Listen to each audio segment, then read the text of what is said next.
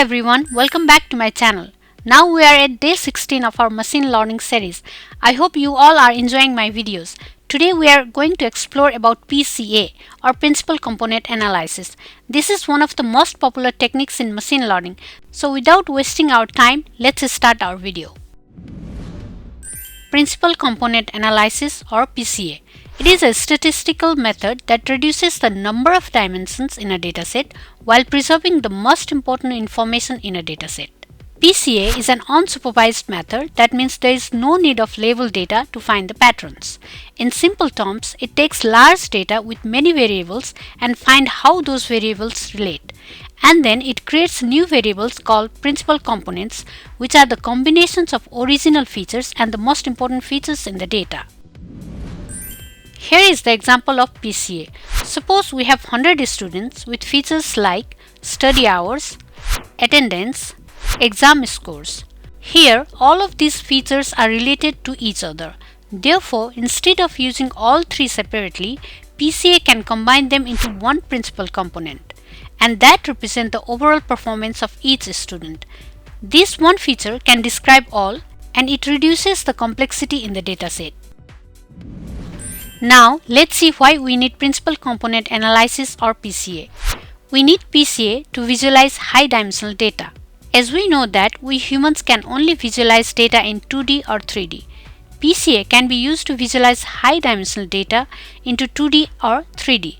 Therefore, it will be more easier to understand, and it is commonly used for exploratory data analysis.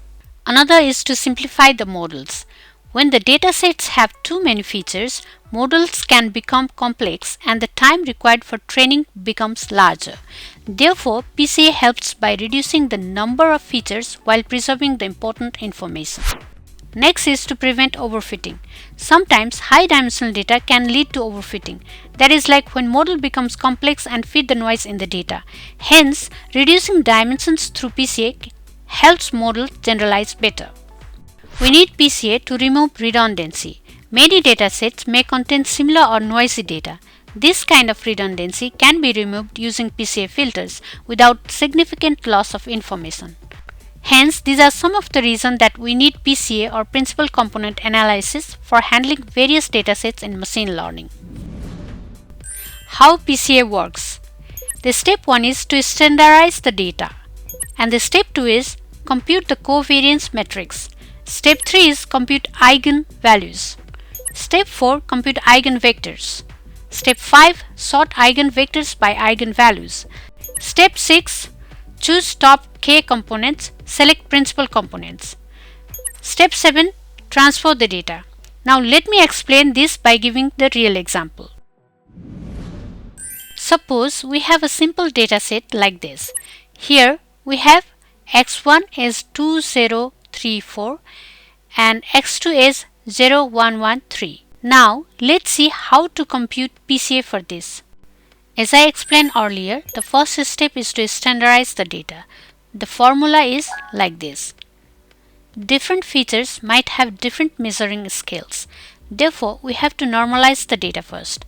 This ensures every feature has a mean equals to 0 and a standard deviation equals to 1. Now, let's compute mean of each features. We have this original data is x1 and x2, and x1 bar equals to 2 plus 0 plus 3 plus 4 by 4, that is 9 by 4, which is equal to 2.25. Similarly, x2 bar equals to 0 plus 1 plus 1 plus 3 by 4, that is equals to 5 by 4, which is 1.25. Therefore, our mean vector x bar is 2.25 and 1.25. Next is to subtract the mean. So, we have to subtract the mean from each data, that is x new equals to x minus x bar. Here, each row is the original point minus the mean. So, we use this for both x1 and x2 data.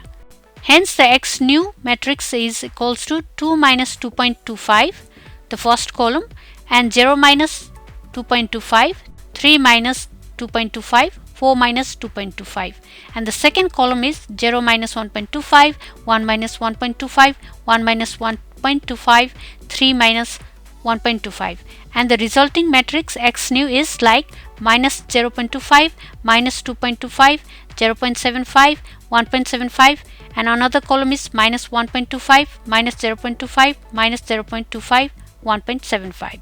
So this is the x new matrix. And the step 2 is to compute the covariance matrix. The formula to calculate covariance matrix is like this. So in order to calculate the covariance matrix, we have to do the multiplication of x new matrix with its transpose. Here, x new is the dataset matrix and xt new is the transpose matrix, and n is the number of elements. We have n equals to 4. So n minus 1 is 3. Therefore, we divide by 3. Calculating this, we get C equals to this matrix. These values are rounded to 8 decimal. Hence, we get C11 equals to 2.9167, that is variance of x1, C22 equals to 1.5833, variance of x2, and C12 and C21 equals to 1.25, that is covariance between x1 and x2. The step 3 is to compute eigenvalues. Using the equation determinant of C minus lambda I equals to 0, here lambda is the eigenvalue and I is the identity matrix. And solving this, the result is like this. And if we calculate this matrix, we get two values. Lambda 1 equals to like this and lambda 2 equals to like this. Now it is very important to think which eigenvalue is used to find eigenvector. Here lambda 1 has more variance than other. That's why we choose this value to find out eigenvector. Now step 4 is to find corresponding eigenvectors. So here is the equation for this. Here v1 and v2 are the eigenvectors. And we put the value of lambda 1 or lambda 2, which we chose earlier in the equation, and we get the value for v1 and v2 by solving the shown matrix. Step 5 is to find the principal components. First, sort eigenvectors by descending eigenvalue. Put them as columns of matrix W, and the matrix is like this. Therefore, the principal component is the multiple of x new and the W. And then PC equals to the multiple of two matrices.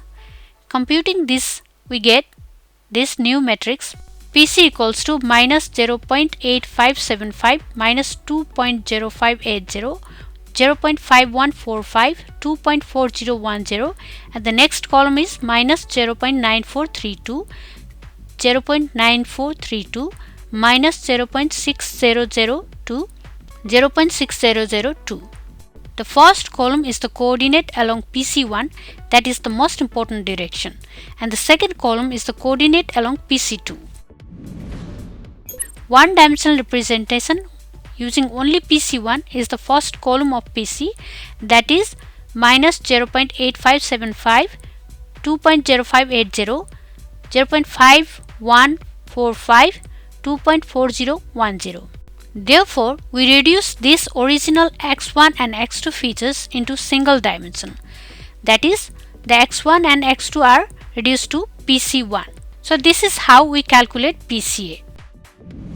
The applications of principal component analysis or PCA are data compression. It is like reducing the dimensionality of data such as of images while keeping important information.